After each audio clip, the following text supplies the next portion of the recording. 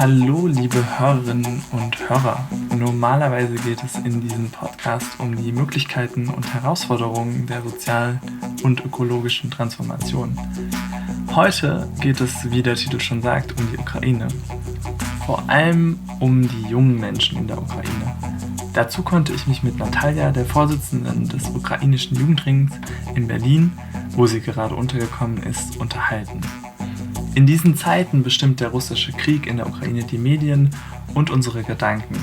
Viele von euch fragen sich sicher, was sie tun können, und dazu werden wir auch ein paar Infos in die Shownote packen. Aber wie sehr Frieden bzw. die Abwesenheit von Krieg Voraussetzung für eine soziale, gerechte und ökologisch intakte Welt sind, sehen wir in dieser Folge von Hört, die Signale ganz deutlich. Natalia ist, wie schon gesagt, Vorsitzende des ukrainischen Jugendrings, des NYCU, National Youth Council of Ukraine. Das wäre, wie in Deutschland der Bundesjugendring, das Dach, unter dem sich die Jugendorganisationen im jeweiligen Land zusammengeschlossen haben.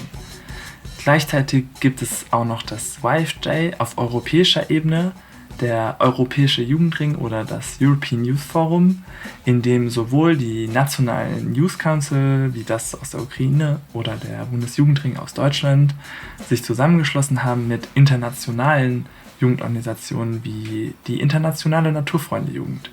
Ich bin Thiele und war bis 2020 Präsident der internationalen Naturfreunde-Jugend und damals auch aktiv im Europäischen Jugendring. Der Kontakt mit Natalia kam auch über den Europäischen Jugendring zustande. Mit Natalia spreche ich über die aktuelle Situation in der Ukraine, ihre Perspektive darauf und ihre Arbeit im Jugendring.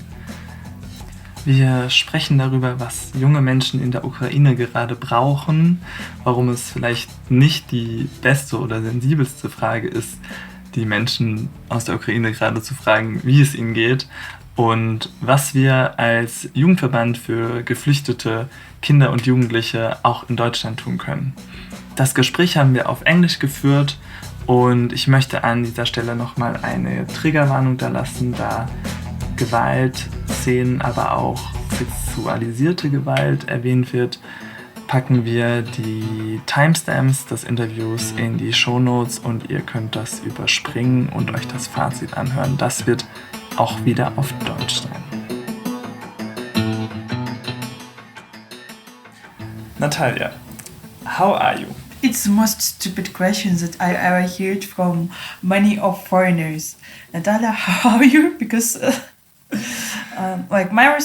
my common response was that I'm feeling much more better than most of the Ukrainians right now who are in Ukraine, who can hear sirens every day, every night, even in more secured place in western cities of Ukraine. It's not possible to compare because actually there is no safe place anymore. Bombs, rockets, they're coming all over Ukraine, and many people don't know if they will get up this morning or not, and what's happening with their relatives.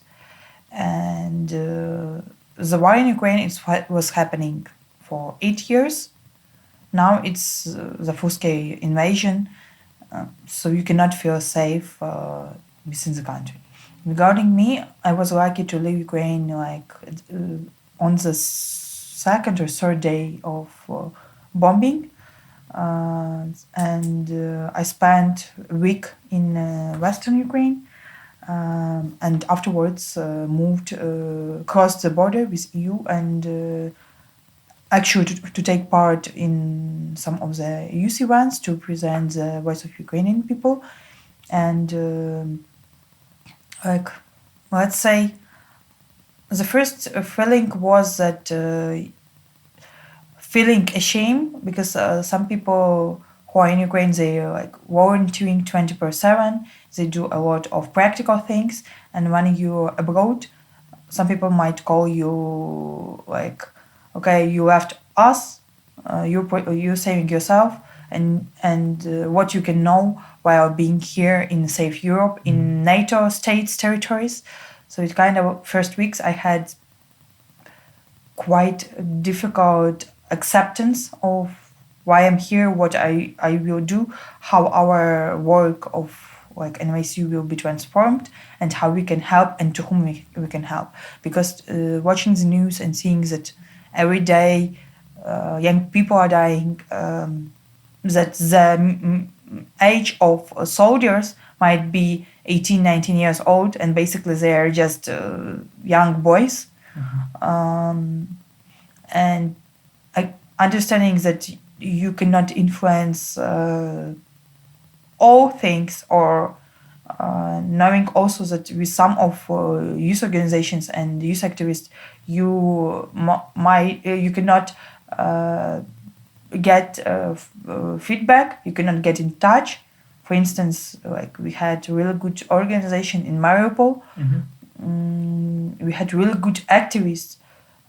Some of young people were with disabilities, and it's difficult to say if they are survived or not. Like they're already for 1 month not keeping in touch with us. So in one word, it's difficult to explain how I'm feeling, because feelings are so much mixed up, and the feeling of being not able to help everyone and to protect everyone, or defining what is a mandate for the work as a national youth council, as an umbrella organization. Sometimes it's confusing, sometimes it's making also feeling down and not understanding what's next. Thank you. You almost answered all your next questions. But maybe a bit like, how did it come that you ended up in Berlin, of all places? Actually, like I used to live in Kyiv for past 3 years, because like I was elected as a secretary general of NYCU, so I needed to be closer to governmental representatives, to the Ministry of Youth and Sports, for daily meetings, for consultations, and so on. That's why I moved to the city. But originally, I'm from Ivano-Frankivsk. It's western part of Ukraine and quite close to borders with Romania, Slovakia. And my compared to other cities, my city is quite safe. And I had a choice, like to move back to Ivano-Frankivsk or to my parents' place. Their place is located in mountain area, so hopefully Russian troops will not come to mountains, because there is no strategic objects, and I can feel that like at least my family is less or more safe. So it was quite difficult decision if I can stay in Western Ukraine and try to do some of online work, or I can try to move to some of the EU countries and try to meet with different international partners, youth organizations, politicians, and try to ask for more support for Ukraine, and especially for the youth sector, for the youth organizations. Also to say, before I was planning to go with our Secretary General by car, but due to the martial law, young men who are the age of 1860, they are not allowed to leave the country in case if they are not having some disability, or if they don't have like more than 3 kids, or they are not taking care of older people or people with disabilities. So that's the point. So basically, the prior plan was to go together and to make a trip much more flexible, and to move from different partnership countries, from visiting different offices of our partners. But then it's ended by my solo trip when I was crossing the border with Slovakia in Uzhhorod, and was heading to Brussels for the working meeting of European Youth Forum. And afterwards, thanks to help of the National Youth Council of Germany, DBJR, I ended with being here in Berlin and trying to find solutions like how we can relocate our team, people who are working at the national level, how we can keep in touch with all member organizations and try to find support for them. Yeah, so it was quite from the personal point of making choice, not only for the organization but also for me as personally. It was like quite difficult question, like what works better, being in Ukraine and or going abroad, and what is more effective in terms of successful result at the end. So you took the train in the end to come to Germany? Yeah, I basically spent 2 days or 3 days in Brussels during the event. Afterwards, we took train from Brussels to Berlin. So the Secretary General is male right now, and he cannot leave the country. He's now based in Western Ukraine, and can't leave the country till the time when martial law will not be at the territory of Ukraine. And this might long for long period of time. If there will be some army actions around the territories of Ukraine, this might lead up to the time of fall or winter of this year or even longer. So it's on the decision of the parliament. Did you work on the topic of gender before the war? As NYCU, we had we worked a bit on the topic of gender equality. We have some of the policies regarding the gender equality youth perspective. But to be honest, like this topic in Ukraine became quite common during past 2 years, especially with COVID lockdowns, as many families, like Ukrainian families, they really depend on financing, and very common that a woman might take care for kids, and in this case can be locked within the financial dependence, and as well as might be in the circle of home abuse. Yes. I guess it's the domestic abuse. Domestic abuse. Like so basically a lot of efforts of the international donors, civic society organizations, government were taking to raise this topic up and give more support for women through educational assistance, through some hotlines, services, through trainings and so on.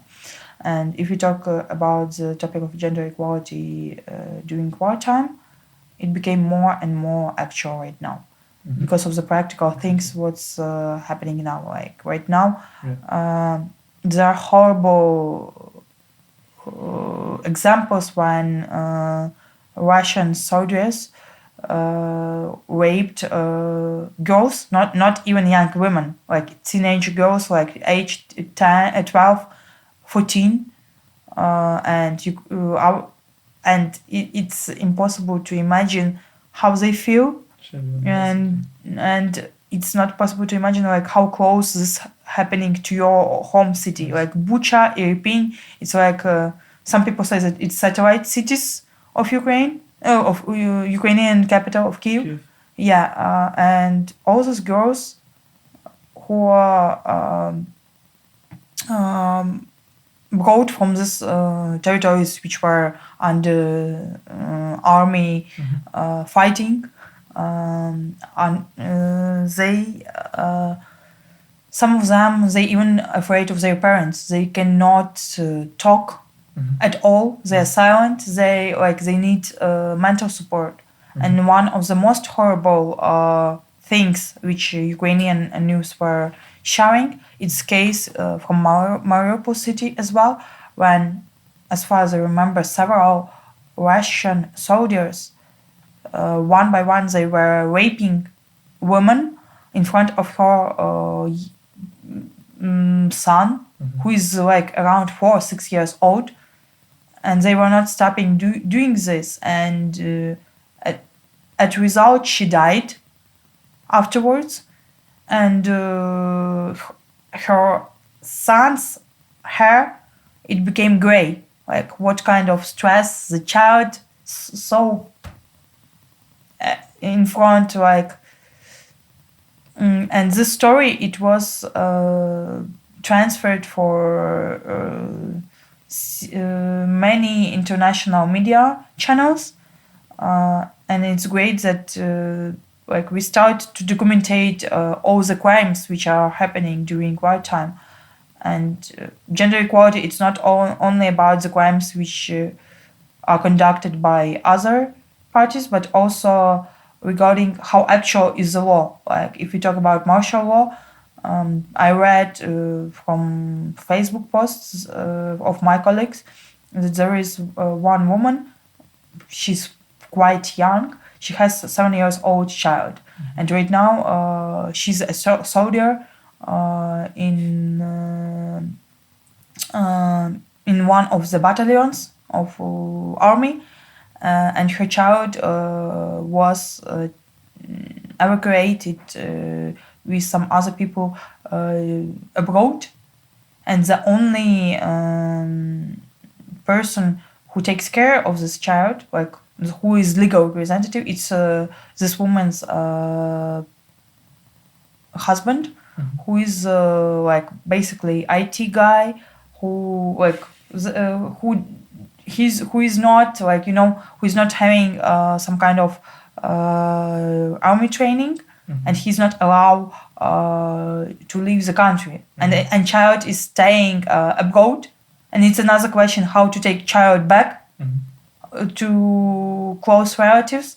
So the topic of gender equality, it will touch not only Ukraine, it will also touch many other countries.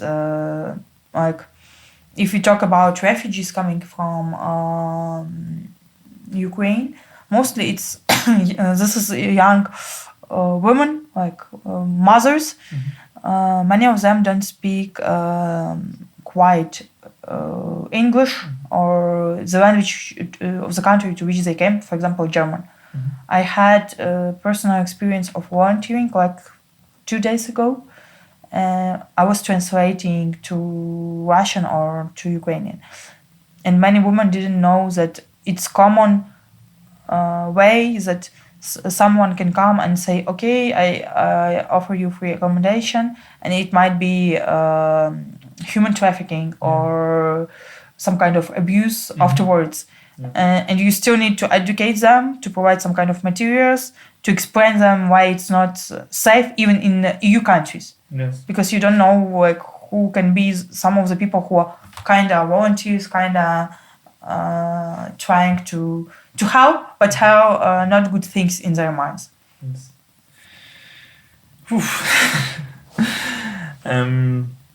Yeah, basically it's really unimaginably this what you like the experiences you share, and also the stories, of course, you have from people from your country, from your story. It's like something I think that's hard for us to imagine. But I think it's a really good point you make. Like these laws, also they are old. I don't know if they're still, relevant or actual in this 21st century. Because even in Germany, if we would come to war, it would be the males that would have to fight, and the women that have to, that don't have to fight. And it's not. Maybe it's not working anymore with the modern families and with the kind of societal changes we have right now. So it's like we still have these laws that are kind of enforcing patriarchy or patriarch thinking, but in the same time we claim that we're like a modern society. Actually, regarding the gender equality in terms of LGBTQI plus community, there was quite huge stereotype among society that gays or lesbians may not fight. They're like, fancy people, like really stereotypical point of views. But actually we have separate units, like divisions of LGBTQI soldiers. Like who, if you could compare like public profiles, who could be like queers or could have like some public lifestyle where they were not in the look of soldiers, but now they are fighting for their country as well, and like it shows another perspective why there should be gender equality, and it's not only about the equal rights for men and women, that it also has some other sides, because before the war in Ukraine, for several years, NYCU was trying to advocate for inclusion of gender equality component within the national competition Youth Capital of Ukraine application, and we were told like due to the legal base of Ukrainian legislation, we only can use term equal rights for women and men. But on the other hand, you could also understand the influence of church, even if church and government is separated in Ukraine, but still church has quite big influence, and we have such structure as a council of churches. It's not legal entity, but it's some kind of informal community of different Muslim and Orthodox and Catholic, like different religions, which pushes a topic of traditional values and has also impact on parliamentarians and their decisions. That's why Istanbul Convention was also not ratified in Ukraine for a long time, and it still has when you have war in your country, many problems which you had in normal time, you see them more clearly than during the wartime as well. Yeah, that's what I also try to say. I think Germany has this image of being very progressive, but when you look at reality, for example, the law when it comes to abortion, it's from the Nazi time still, and only this government that is now in place since last year, they want to get rid of the law or improve it a bit. So it's like 70 years later or more even. So, even in EU countries, like you said, not everything is happy-clappy, but we also have this kind of martial laws, and we have this old laws about gender inequality as well. Right now you are lucky because you're not applying it actually, and hopefully you will not.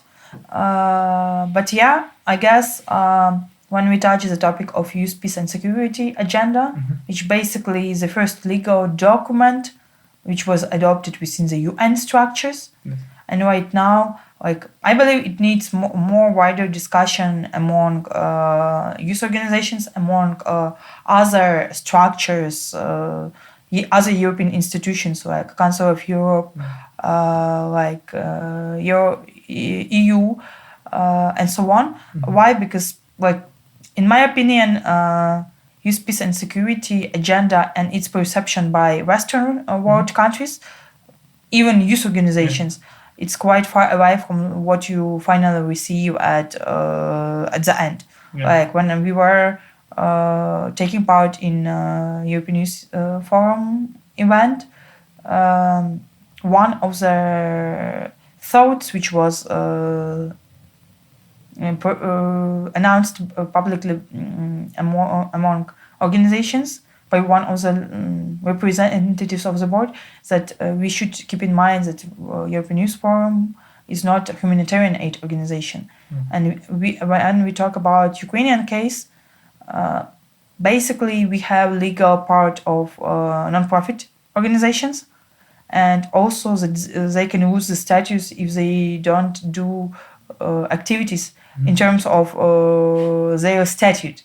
And right now, many organizations, they even don't care about legal status, and they became humanitarian organizations. And they're quite more effective than huge humanitarian international organizations. And they're more flexible. And from my point of view, this experience should be also used as next steps, next legal base and recognition of the role of youth-led organizations for the rapid response in terms of crisis or in terms of wartime. And the piece, it's not only regarding the prevention, but it's also regarding reintegration and rapid response during the wartime. Yes. I have a question about the work of the NYCU, because you were kind of course, you worked before the war, but maybe you were also a bit always afraid, or you kind of knew there was something coming, maybe you never knew when and where. So mainly, like, what did you do in peace times, relative peace times?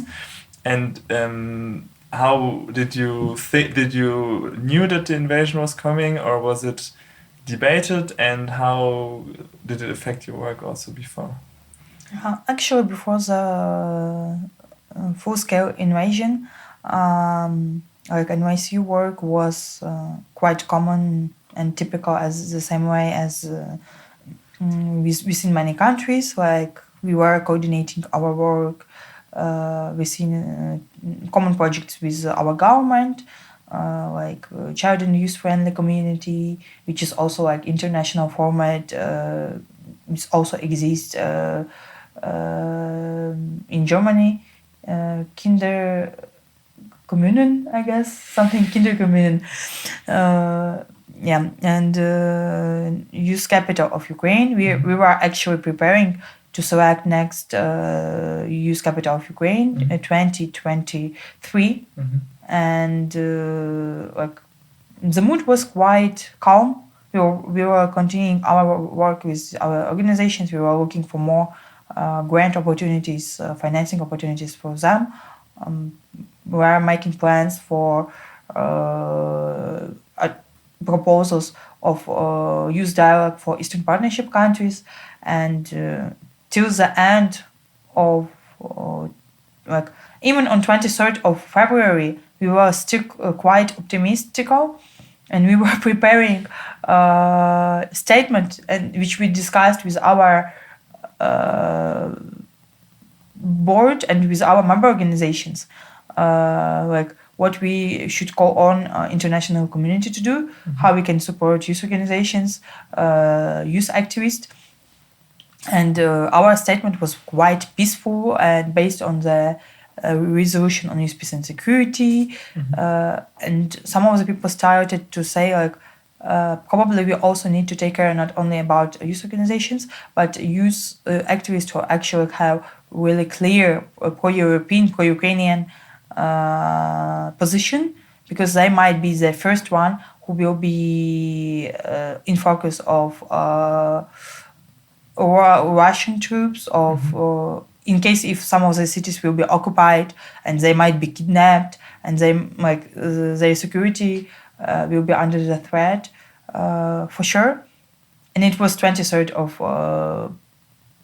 February. So basically, we even didn't expect that next morning, basically even not next morning, because we had this discussion around 10 o'clock. And so it's basically 5 hours later, you get up and you hear bombing.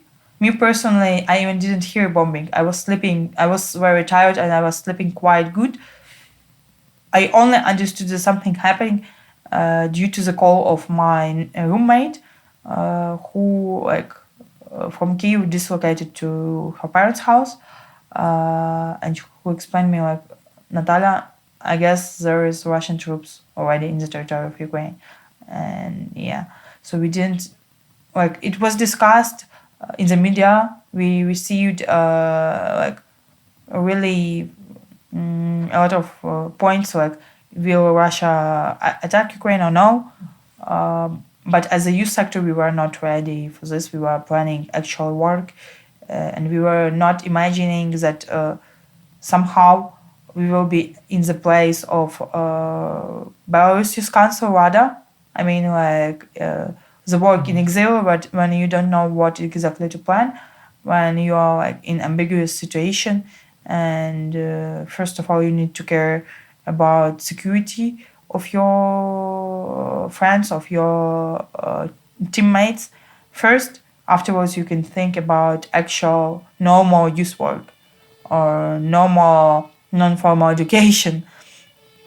Like some of the organizations became quite adaptive to the situation which we have, like Scouts or YMCA, like the one which are like world represented in world umbrellas. They continue to do their work even under the shelters, in the shelters, in metro stations, because metro stations were used as bombing shelter, because like even being 8 years in war, Ukraine as a country didn't manage to have a network of bombing shelters around Ukraine. So sometimes, even if you talk with friends, you ask them like, "Are you safe? Are you close to the closest bombing shelter?" And they will say, "Yeah, the closest is like 10 minutes of walking, so you don't have a choice what to do. Like, if it's safer to run around, or it's better just to stay in your house." And such things as the rule of two walls. Have you heard about that? Not? No? The rule of two walls. If you hear Saran and you know that the city is under the shelling, it's better to choose the room which does not have windows at all, and which has like strong walls which will be, in case of bombing, which will stand. So basically it's possible to save people. So for Ukraine, like a lot of things in the youth sector, in country in general, it proceeds through humor. So kinda like Ukrainians quite optimistic. They believe in victory, and we have opinions that every new youth center, every new house, it should be built with respect of the rule of two walls. And probably this experiences also should be taken to European countries as well. Okay. So you said before you worked on different topics, and now many youth organizations are working differently. Do you want to maybe say what was the focus of your work, like content-wise, before, and how it changed? Content-wise, like we worked a lot on advocacy and on recognition of the role of youth organizations, because when it comes to the policy documents, like I guess it's common for every country. Youth Council exists for coordination of work and for forming policy papers which are understandable for the government and which less or more represent the needs of youth organizations who are part of this Youth Council. And I see the common problem when many youth organizations, for them it's really difficult, this like, legal language or like documents language that they read and they're like, what are you talking about? In terms of this part, in Ukraine there was adopted recently the new state strategy on youth. Actually, NVCU contributed to it. We developed the first ever recommendations based on consultations with youth organizations. There was also new law on youth, which is quite contradictory because it does not recognize youth work in youth organizations, and we've seen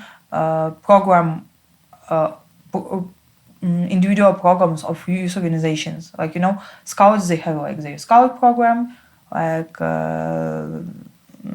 I know that our YMCA in Ukraine has its Y-style program regarding leadership. This is not recognized as youth work and non-formal education because like government always wants to go with the path for the support of administrative branch. But by administrative branch, I mean like youth centers or having monopoly on certification of youth workers. And you're like, okay, that's great that you have like state program on recognition of youth work, but what about other things?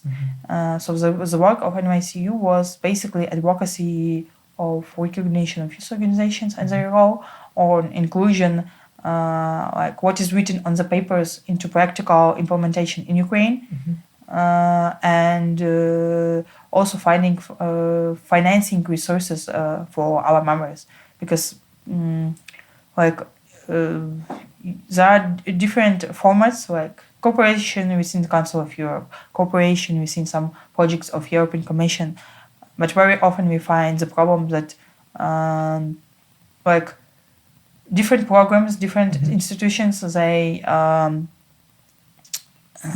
invite highly paid secretariats, like they employ a lot of people who receive a lot of fundings, and in practical way, in my very personal opinion, it would be much more effective if you could divide one salary of such person at least for 5 people who are doing volunteering work, and they would do much more better work for young people, and they would have higher coverage of young people than all these projects. So basically our work was focused on advocating for youth organizations, for more funding for youth organizations, and as a youth council, we had a wider number of policy papers. Youth peace and security also was one of them, calling the government for actually developing the youth peace and security plan. It wasn't developed, so we see that it wasn't supported financially, so that's why we're also not so well prepared to this. Like the normal work, I guess it's quite the same. Yes. When you talk about youth councils, what they can do, fight with the ministry, and not to fight, find consensus opinions, how highly the role of youth organizations should be recognized, and what's the next budget for the next year, basically. I guess it's a common topic for all the countries. But we might have at the same time some different challenges. Like as we started our talk before, probably it will be not in this podcast. Like we also have nationalistic organizations, and we have a separate direction from the government regarding national patriotic education. It's quite difficult term. Like you cannot explain this to European colleagues, because like if you talk to European colleagues, you can talk about civic society education or about political education and national patriotic education. Like what is that? And for Ukrainian realities, it was normal to have like state financing for such organizations, and sometimes they were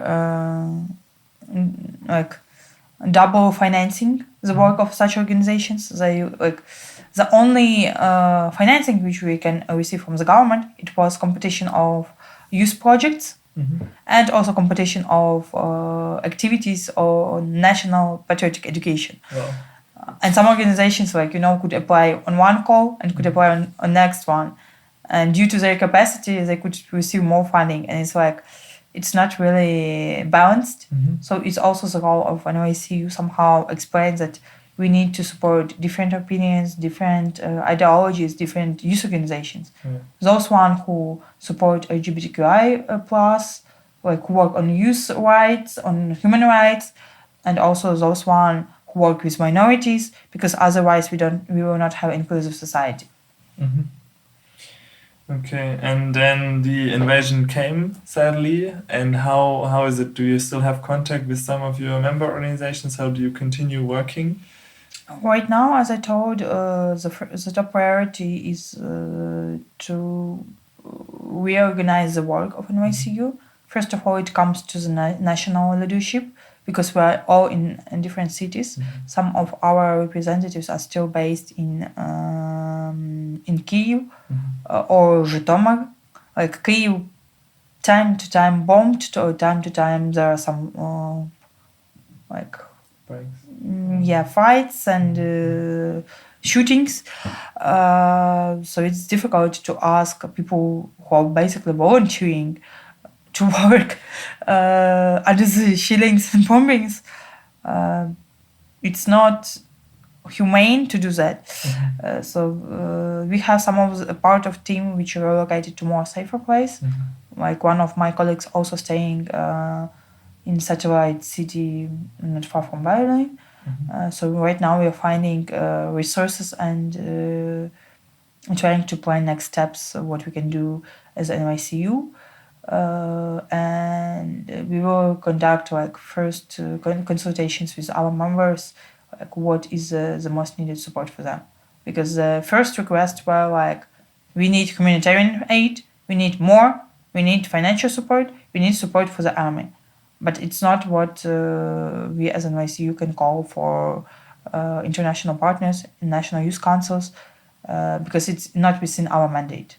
Even the topic of support of the army, personally I understand, yes, like Ukraine needs more serious weapon, more if there is no political willingness to close the sky for Ukraine, because of like I understand that in this case, if NATO will do like some steps, it can be recognized as World War III. There might be more aggression from the side of Putin, of Russia, but at the same time, as a youth council, as a youth sector, we don't have a mandate to call for like. We can call politically for more weapon, for more support, but practically it's not like our level of advocacy. Like what we can do, we can advocate for more money for the youth organizations and for their long-term perspective support, and use of internally displaced people as well, for them be able to work as activists, because some of them like lost works, some of them like they were working in international donors projects, like for instance NDI or IRI, and some of the organizations they stopped their work, their projects, and currently you like okay, that there's a number of people who flee to abroad, and here like through youth organizations you can somehow assist them, find some financial support, but those ones who are left in Ukraine, who are volunteering daily, they also need some kind of financial support and understanding that what they're doing, someone else will also hear their needs and will advocate for their support as well. Okay. That was supposed to be my next question. So basically, how can we support the youth in the Ukraine? Do you have like a page with the NYCU to collect donations, or how does it work? Actually, we were in the process of establishing like crowdfunding. There were some issues with, let's say, confirmation within like legal base. Because like we don't have all the documentations with us as well, as we were like due to the war, some of them we lost of it, and due to the war, like banking stuff, it's a bit challenging because some of the things you need to do in the physical office of the bank. So it's also the question of time. Right now, like the most practical thing would be to do matchmaking between organizations in Ukraine and in other countries.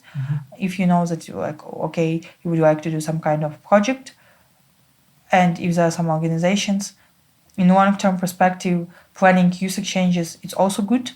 In rapid response, it's probably like some financial support or some humanitarian aid support, which goes directly to organizations which can distribute it among those people whom they help, among those communities whom they help. And in terms of one perspective, like we understand that right now it was like sprint of 1 month of youth organizations like finding humanitarian support, delivering it to the hot spots in Ukraine, and doing all this work. But there is also another question of internally displaced people. They are right now located in Western cities. They also need some type of reintegration and inclusion, and mental health support. So it also might be one of the work that could be done within the international partners as well, like common projects for reintegration. And this reintegration, it's not only like within Ukraine or within countries who are accepting and hosting refugees. It's like mental reintegration as well.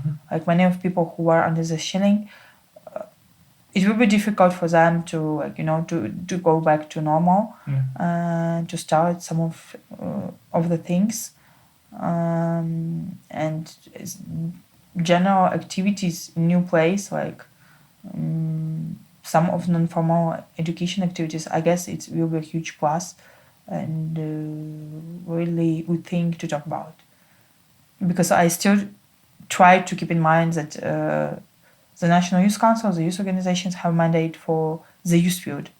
And it's not our goal to act as UN structures or some other structures which have a political mandate. That's the difference. I know that the youth field, it's a good field for practicing politics in a small scale, but it's not high level politics, and it always needs to be kept in mind. Yes. So mental support and staying in touch with organizations and matchmaking and also planning joint projects. If there is a need, like there are some cities which already don't have where money it's not the value anymore and you cannot buy any goods. Sometimes it also might be helpful if organizations started to get donations, to buy some of the things by list and transfer it to the Ukrainian border and deliver to concrete cities. There is also, when it comes to war times, it's not so ideological and nice and perfect as you could think. Like many international structures might provide some, extra training how to act in crisis situation, crisis management, delivering humanitarian aid, trainings and so on. But we also make some jokes that after these times, many Ukrainian organizations can provide better trainings than those UN structures or other structures like OBSE or some other humanitarian aid organizations. And the huge issue is the issue of, let's say, corruption as well. It exists, and it's not corruption from Ukrainian side, but there are if the humanitarian aid is sent by some government to government or some other structures, it's first delivered to the general storages, and afterwards in centralized way it's somehow delivered to some of the locations. And sometimes there is a challenge that it's for example, you had one car fulfilled for 100% packed. When it comes to the final destination, it's 50-70% what was delivered. Or if you talk about cities which are occupied, sometimes it's better to send small cars with humanitarian aid without any direct signs that it's humanitarian aid from Red Cross or from governments, because Russian troops as well, they try to check everything. And I even heard stories that they will give green corridor I will say this in brackets because it's not green corridor because it's under the shootings, it's not safe, and people who are delivering the goods, they're doing that on their own risk. Sometimes it's better to have like the small humanitarian aid response and tell that you're like supporting your family. It makes safer like the process of delivery and actually understanding that it will go directly to those people who need. Yes, thanks for all the information. I think we will also try to put something of that like in the show notes if listeners want to support and collect a bit according to your recommendations. And of course, this problem of corruption, it's always the case. I think the best example I know was with the Turkey-EU deal when they had 3 billion euros for refugees. In the end, 800 million reached the refugees actually, because the rest was kind of lost in the structures of delivering the money. Actually, right now, one of the most discussed and hot topics was regarding International Red Cross Committee. Because it was like, as I understood, it was raising donations for Ukraine. And I know that they have like some values status, like neutrality status and so on. But at the same time, and I know the fact that they were meeting also with Taliban, with terrorists, but the decision to or appeal to make official office in Rostov-na-Don, it's like Russian city. It was not supported among Ukrainian society because like many Ukrainians saying yes, like Western world was raising money for the support of Ukraine. And we know that there are already practical cases when, like Mariupol, it's under the circle of Russian troops. People are trying to flee. Some of them, they're disconnected with. They don't have any channels of communication. I'm not saying about what hell is happening there, about the food, water, and so on. People are exhausted, both mentally, both physically, and they are light that Ukrainian government is not caring about them, and that Russia conducts some kind of evacuation, and it's not legal evacuation. And basically, in accordance with that information that I saw from some of the activists, some of the people who have contacts with this, with Mariupol, Russia tries to legalize this evacuation and tell that we are helping. We keep neutral and we help civilians. And for example, such actions from International Red Cross, it was kind of legitimizing the process what Russia is doing, and it's still crime because it's done not in from the way of neutral status. Yes. And that's why we come also to the question like how effective are different international organizations, institutions, what kind of youth-led actions and youth participation needs to be taken in order to reform the structures, and why there should be recognition of youth organizations in terms of youth peace and security. Yes. I think it's there's so many things to talk about, but Russia broke everything about international law. I think it's something we all agree that international law is not something they care about. They don't respect it. They just do whatever they want. It's often like this, sadly, that big countries like Russia or the US, they do what they want to kind of, I don't know, to use their power, basically, whatever the international community is doing. And I mean, there's nothing we can change about this right now, but I was wondering what your position is about kind of the Western or maybe especially the German relation to the war, because the war has been going on for 8 years. And here there hasn't been so much information about it. Like, of course, after the Crimea, there was some steps taken. Like now, Russia lost its voting right in the Council of Europe. But there's not so many, like back then it wasn't taken so seriously, right? It was probably in Ukraine there was more discussion about it, and in the Eastern European countries, but here it was no topic at all for the last years. So do you think it was like kind of naive to stay in economic contact with Russia and to take steps already 8 years ago? What is your position on this? Right now, I will tell from my personal position, not from the position of NYCU. Let's say that Germany has also the fact of culture of remembrance on the events during World War II, Nazi situation. How do you also, let's say, what do you do to show next generations that we are caring about this, that we will not make it happen more, and so on? I would say that in terms of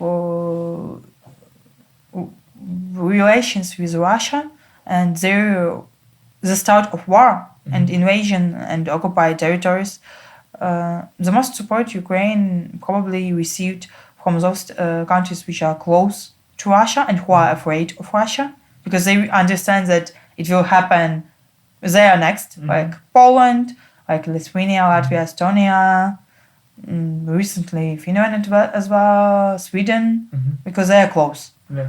And they already know what is Russian peace.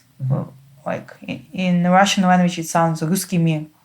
And if you Google, you can also compare what does it mean, Ruski mir, to fight against neo-Nazis in Ukraine, but basically destroying the cities. Regarding Germany, it's difficult to say for the whole nation because it's also politics and business.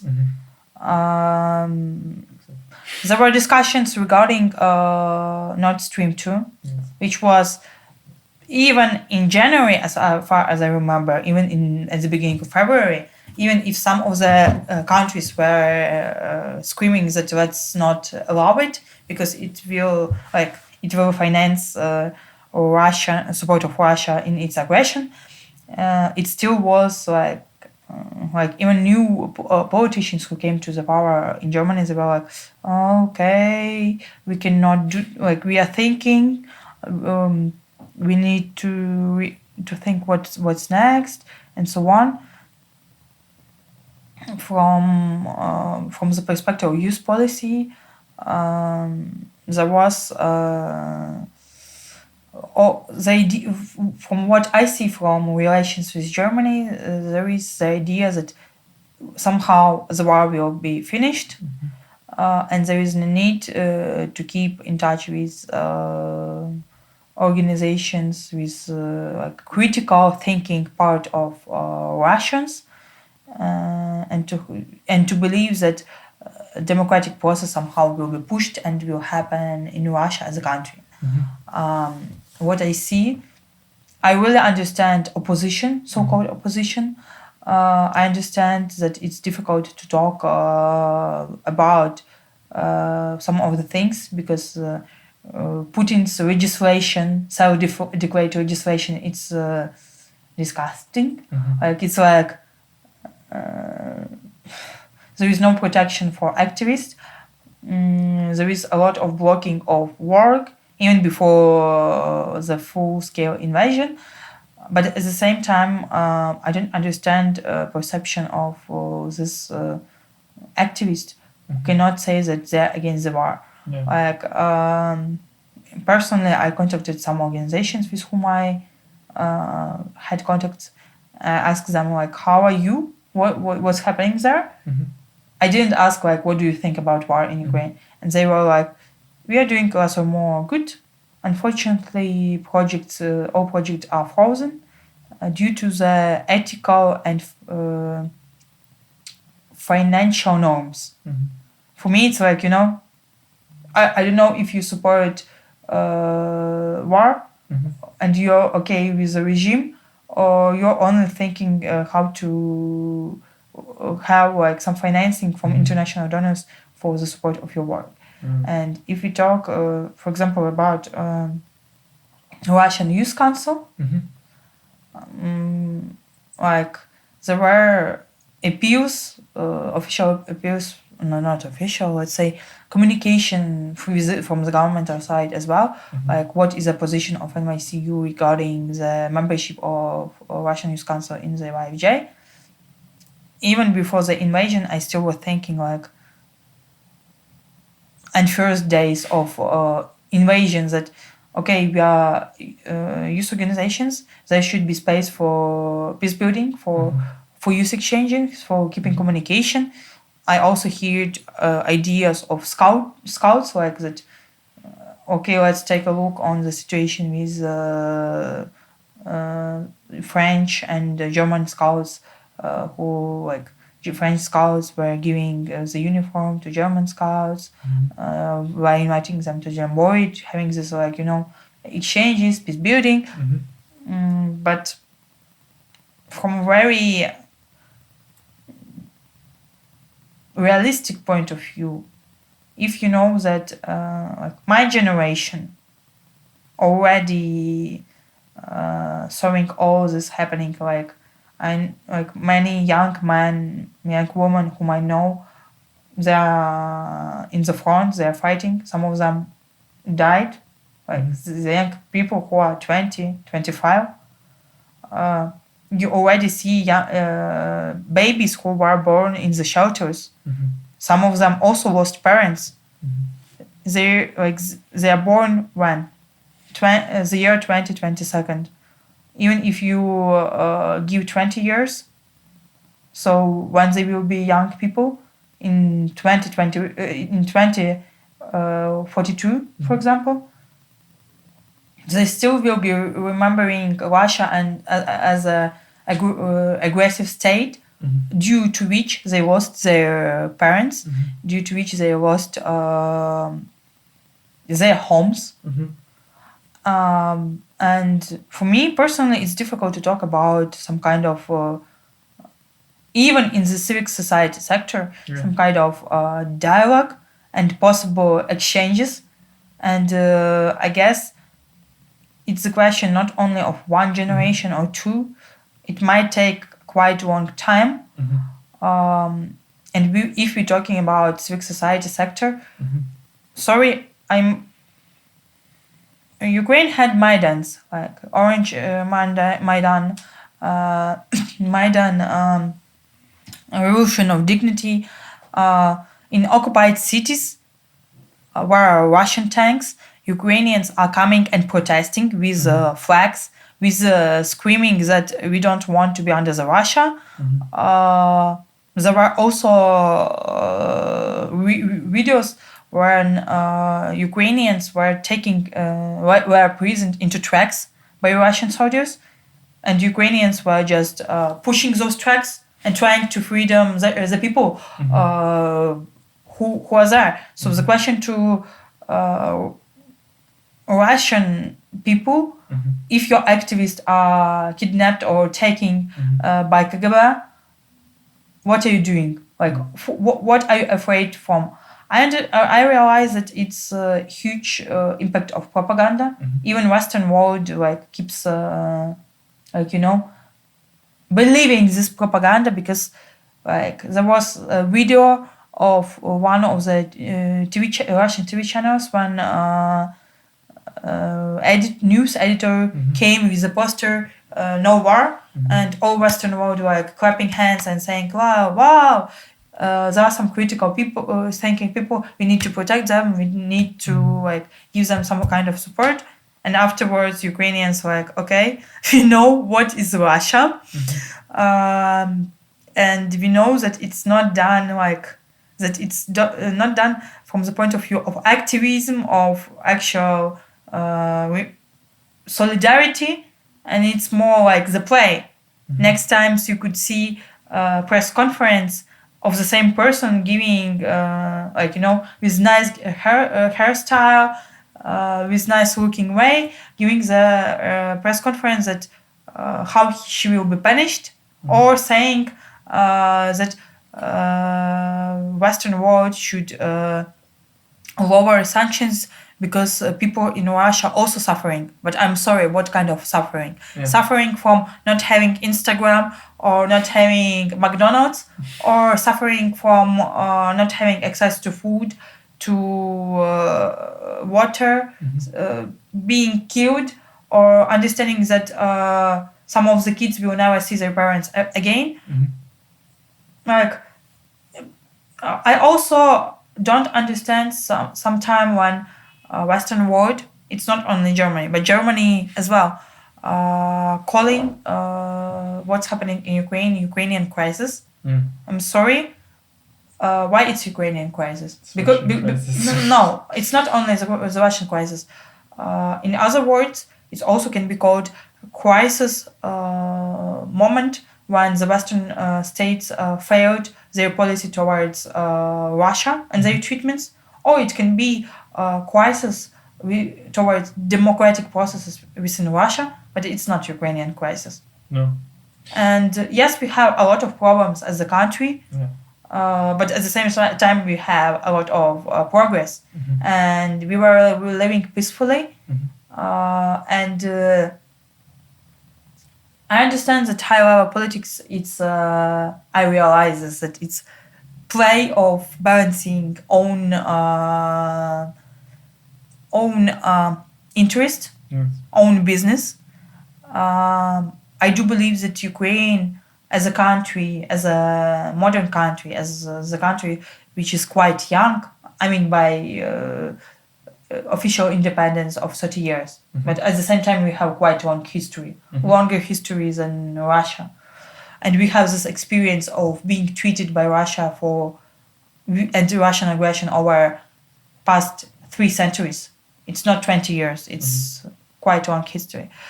Like we need call more for the protection of our interests, and explain to other countries that make them realize that situation in Ukraine, it's not only the war in Ukraine. Yeah.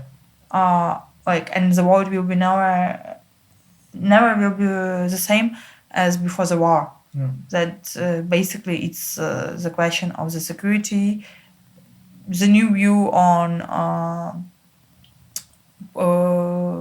politics, new view on humanitarian response, new view on financing of certain institutions.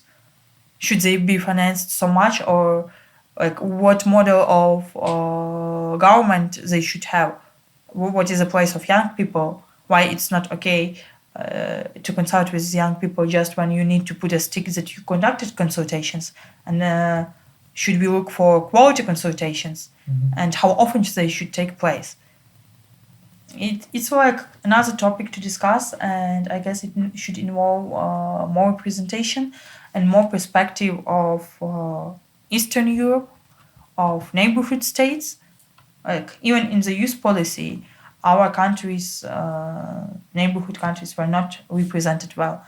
Even within the structures like European Youth Forum, the last candidate from Eastern Partnership countries, from Moldova, was in 2014, I guess. So it's basically more than 8 years ago. So the question, like, how my interest as a young person coming from Ukraine will be represented if we don't have any people who know in the board who know our realities. Like sometimes the solidarity expressed by other countries is great, but we have some kind of idiom in Ukrainian language as well, which is called like, if you don't you can have some kind of support, but if you in your daily life you don't have financing to live with to live daily life to ensure basic needs, you will not have anything to put on bread, like to put the butter on bread. The same goes with the solidarity. You can claim solidarity and put everywhere Ukrainian flags and say that we stand with Ukraine, but if you don't go do practical things, if you don't advocate for the interest of the countries which are also having challenges, and you just say, okay, we realize that you will fight for your democracy. We are fighting for long period.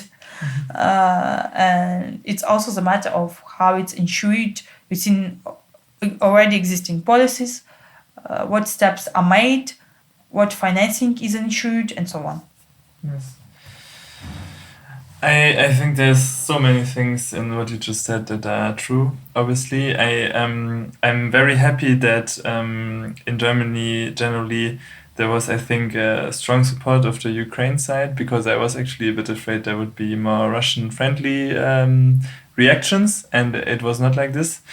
And also, there's this narrative that it's kind of also NATO's fault for expanding, that Russia is behaving this way. But I personally think if you need a buffer zone, it's kind of weird if you don't plan to invade anyone. It's like, why do you need a buffer zone? It doesn't make sense, you know? Regarding the support of Ukraine and these narratives within the German society, I guess like more close look should be paid also on actions within.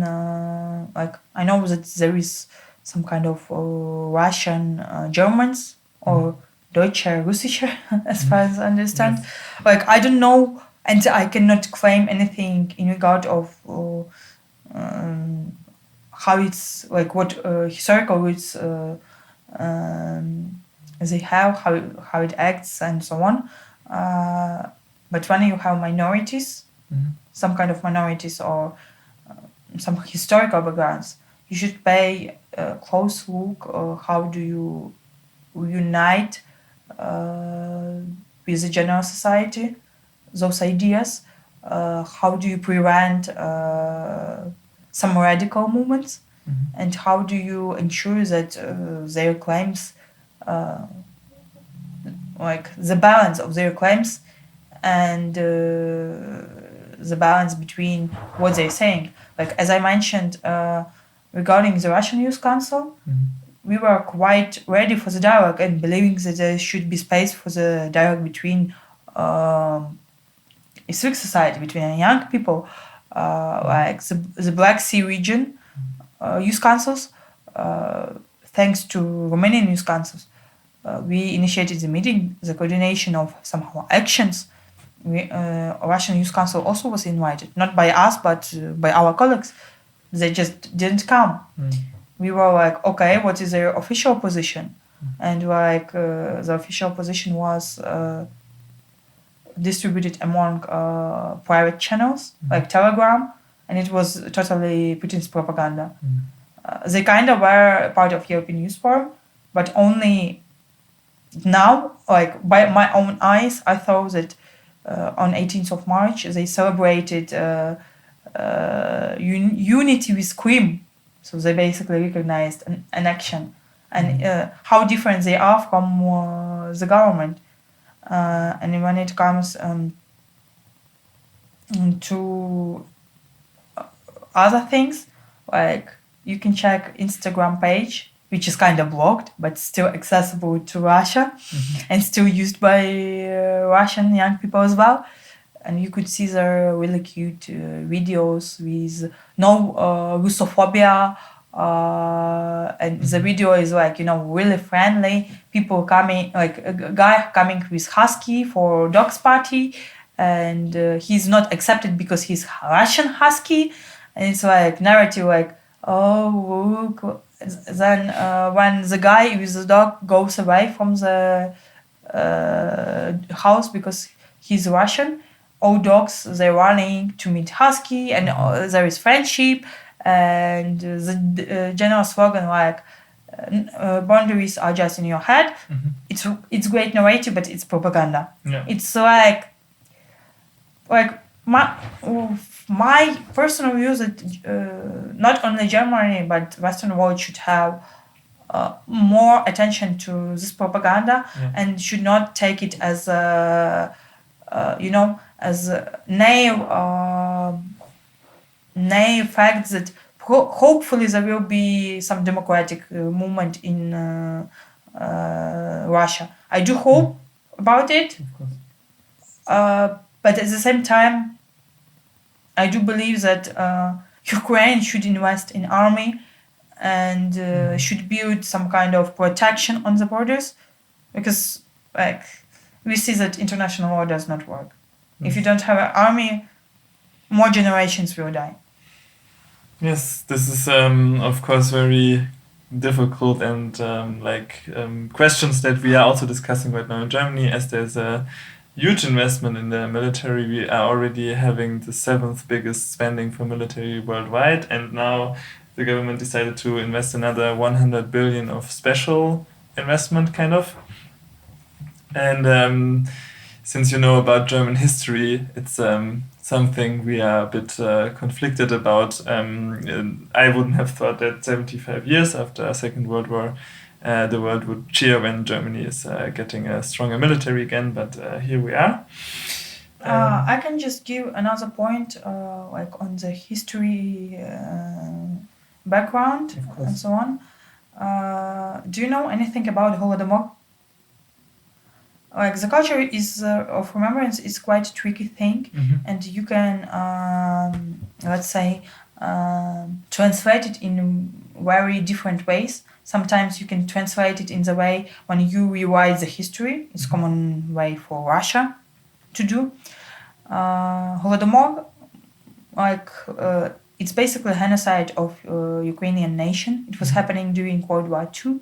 The biggest one, it was happening in 32-33. A lot of millions of Ukrainians died. And it was the fall of Soviets as well, in regard of treatment of Ukraine, basically. And I know that there were petitions to Bundestag to recognize Holodomor as genocide of Ukrainians. And you know, it's also a tricky thing when regarding Jewish people, Holocaust was recognized as genocide. Holodomor is not recognized as genocide, and it's also the way how do you treat like other countries and so-called heritage countries, which like the followers from Soviet Union, like Russia is former Soviet Union, like you know, all the agreements they also have roots to Soviet Union times. So it's kind of like who we claim in all the crimes which happened, and do we actually have this like common remembrance, and how do we perceive it? Yes. And I guess the small things, they are also important because they also make the general approach towards politics, which in like external politics, which some countries conduct. Yes, I think you're raising very good points, and there's some things are going in a good direction when Germany recognized the genocide in Namibia. But also, of course, there's many genocides that are still not recognized, where Germany also played a part, or other countries.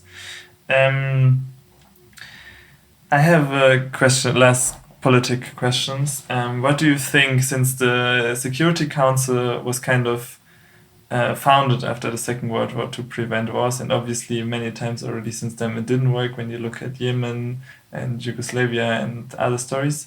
But what would you do to make the Council of Europe and also the UN more effective? And Council of Europe, it's quite disgusting. Not that word. It's a topic for discussion. How effective this format of communication, of cooperation, of place for negotiations. Like we had already in 2019 huge campaign running by European Youth Forum regarding the budget cuts that because Russia came out of this security I lost the word format of PASIA. I'm mixing English and Ukrainian, like meaning that you didn't know if they're a member or not member because they're manipulating, they're not paying fee. Yeah. There was huge campaign like let's support Council of Europe. We don't need budget cuts for youth department and for the youth sphere. Yes, I remember. it's a great narrative. At the same time, NYCU had position towards our government. We appealed since this campaign as well to our Ministry of Foreign Affairs and to Ministry of Youth and Sports, asking like, let's pay fee as Ukraine, because we are also beneficiaries of different programs. We are receiving funding as a government, as a country. We've seen bilateral cooperation programs. And let's show other countries that we are ready to protect security question for Ukraine. That like you don't need Russia there because like they are actual aggressors and they like use peace and security. It's not only about prevention in in non-formal education and recognition of our youth organizations, but it's also linking what high-level politics are doing and what is done at the level of youth organizations. So this attempts were failed. Our government didn't accept this, and many other countries as well. They were thinking like how to cover the budget of Council of Europe. They were not thinking about peace in Ukraine or any other countries. And if you take overlook our presidency of Putin, like you can count huge heritage, Putin's heritage of wars or invasions or conflicts where Russia was involved, started, and was quite active. About new formats, quite difficult to say. Me personally, I'm not. I do not support their approaches that we need to stop stop financing and stop all the structures which already exist. Because like destroying something is always easier than building something. But I do strongly believe that more consultations should be done with the civic society sector. More money should be allocated to international youth organizations, national youth councils, and there should be like, from the point of view of support of personal youth participation and organizational, like youth organizational, youth-led organizational youth participation. I support youth organizations. Why? We cannot claim that we represent all young people. But basically building democracy, it's building active and capable youth organizations, which actually have this continuation of leadership, which know how to recruit young people, how to cover more young people, no matter if we have internet addicted generation or no. It's finding new solutions, how to communicate, how to act together. So I believe that there should be wide discussions how these structures are functioning. And I also believe that account campaigns like no ban unpaid internships, it also refers to international structures as well, even if it's UN structures. And it's quite a big ecosystem.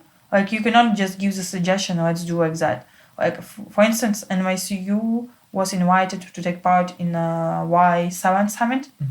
I took part in some of the events, and I see already, like working groups meetings, I see already that perception what is peace, what is youth peace and security, it's different for countries with high level economics who don't have Russia right on the border. And it's a quite different perception by neighborhood countries who actually know what is Russian peace and what is Russian propaganda and how to deal with it. Yes. So I do believe that we should invest more in young people, in youth organizations, and less, and have young people within the process of consultations as much as is possible. Yes. Real like representation of youth and not just tokenism and so on. It's a good thing because we are talking about this all the time. But like, I don't know how much time it takes to actually achieve this recognition. Yes, it will be a process. And of course, these international organizations, they are having their history and it takes time to make changes. But I think now we see that there's really a need for reform of Security Council. Maybe getting rid of the veto for every country would make sense. And also there's this problem with donor countries that often prevent international organizations to put the money where their mouth is. So you talk a lot about nice things and values, but in the end, there's not much more than statements and nice words. So this is a problem with the international bodies, for sure. So I have a last area of topics to ask you, which is basically about the people that Ukrainian children and youth that are living in Germany now, that arrived. And the question would be, what could we as youth organizations in Germany do to support young Ukrainians that are here, and what kind of aid and support do you think makes sense and arrives where it's needed the most? You mean actually here in Germany? in Germany? Difficult to say because we are not representing all young people who flee from Ukraine. First of all, what first comes to mind is students who coming to EU, or young people who were taking part in solidarity programs, or some other kind of volunteerings, like how to make it possible for them to stay safe and to have opportunities for existing in EU countries and continuing their work here. It's one point of like what we're talking about. Like how to find additional funding to support them they're staying here, what kind of new grant programs or opportunities could be. Then it's probably keeping in touch with Ukrainian diaspora as well, because I see there a huge threat or a huge challenge of not enough volunteering who are speaking Ukrainian, and the problem in language.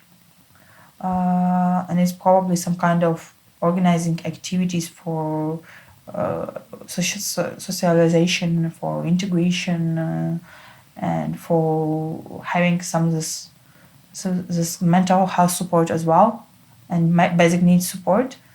I understand that it's not possible to plan for a long perspective, because like there are many Ukrainians who flee not on their own choice. It's integration, not on their own choice. They still believe to go back to Ukraine very soon.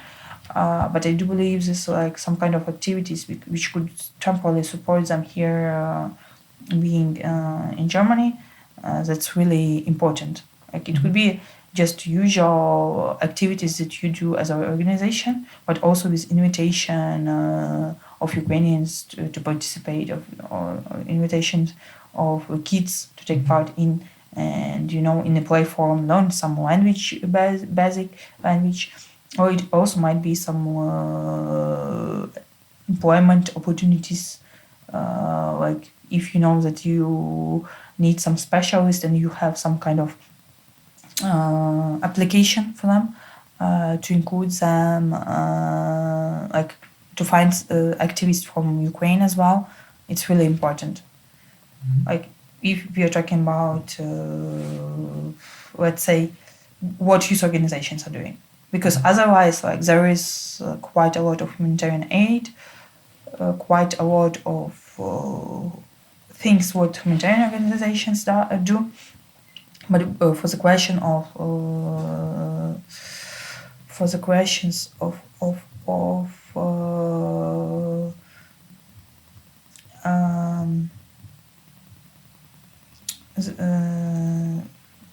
response at the local level. Probably it's also information about human trafficking and like some legal based consultations. Because when you come to another country and you don't know language, it's quite difficult to understand like how you can even function there. Like even if information is accessible in some of the websites, some people don't read it, don't know where to find it. Some of the people even didn't have any mobility experience before. And it's also the question like how they can socialize here in Germany or any other EU countries. Okay. And not only EU, because there's also Moldova, who is accepting a lot of Ukrainians. Yes. Of course. So basically inviting Ukrainians to our activities and providing information, support where it's needed. And so also for people who are listening, most likely in your country, city, there will be some kind of information from the city homepage where you can look where you can support the best. Last question. What do you need and how will your next days look like? My days? Trying to get better communication with member organizations and within our leadership, because sometimes you have a lot of work, you receive a lot of information, and it should, even in times of war, one of the priorities is to keep a transparent process of communication and how decisions are made, because otherwise after the war you might lose trust from organizations, and if you do that you will not be a strong institution. So that's the aim, like to restart some of the activities, some of the work that we are doing, and continue find opportunities for the support of member organizations, of young people, like within their efforts of humanitarian needs or financial needs, as well as useful contacts from international partners who would like to cooperate. It's something like you just to be short what we are doing and what plans we are having. It's quite a long process and it needs a lot of work to do. Is there anything you need personally?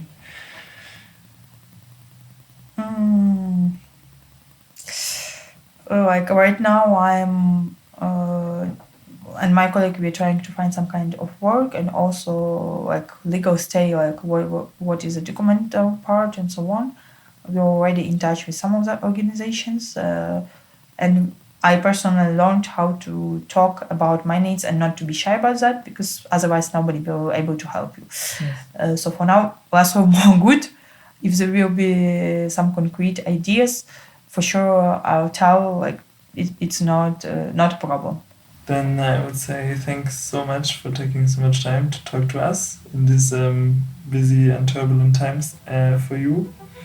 And thank you.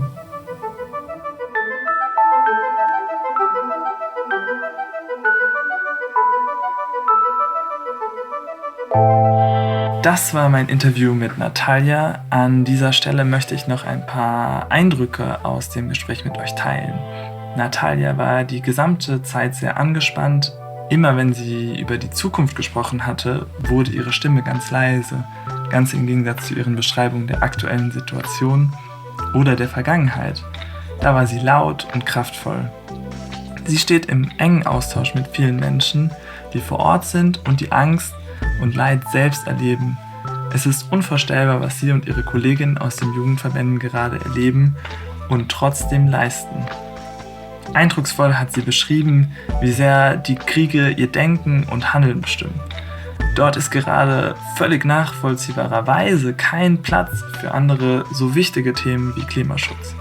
Sie hat beschrieben, dass der Krieg die materielle und personelle Infrastruktur der Zivilgesellschaft zerstört und es Jahre dauern wird, diese wieder aufzubauen. ganz unabhängig davon, wie dieser Krieg ausgehen wird. Auch wenn es sich in diesen Zeiten nahezu naiv anfühlt, Pazifistin zu sein, so zeigt es sich, dass es elementar ist, um sich den Herausforderungen der sozial-ökologischen Transformation zu stellen.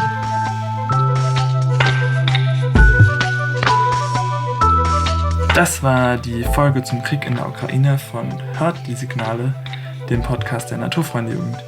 Wenn du mehr über uns wissen willst, folge uns auf Insta, Twitter oder Facebook.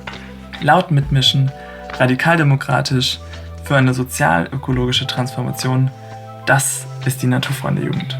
Hört die Signale.